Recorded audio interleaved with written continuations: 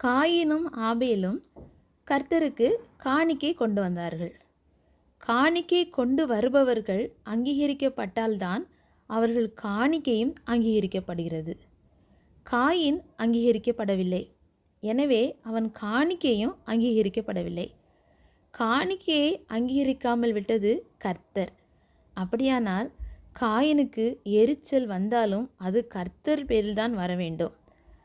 ஆபேல் மேல் வருவதற்கு முகாந்திரம் இல்லை. ஆனால் காயினோ ஆபேல் மேல் எரிச்சல் அடைகிறான். அந்த எரிச்சலின் ஆவியானது அவனை கொலைக்காரனாக மாற்றிவிட்டது. கொலை செய்யப்பட வேண்டிய அளவிற்கு ஆபேல் எந்த குற்றமும் செய்யவில்லை.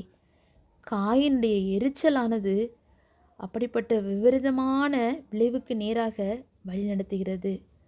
ஆம், தாவீதை குறித்து சவுல் ராஜாவுக்கு எரிச்சல் உண்டான போது அவனும் தாவீதின் மேல் ஈட்டியை எறிந்து அவனை கொலை செய்ய முயற்சிக்கிறான்.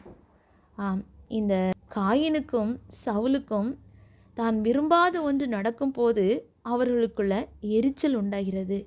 தேவ பிள்ளைகளே, நம்முடைய வாழ்க்கையிலும் நாம் விரும்பாத ஒரு காரியங்கள் நடக்கும்போது நம்முடைய நிலைமை எப்படிப்பட்டதாக இருக்கிறது?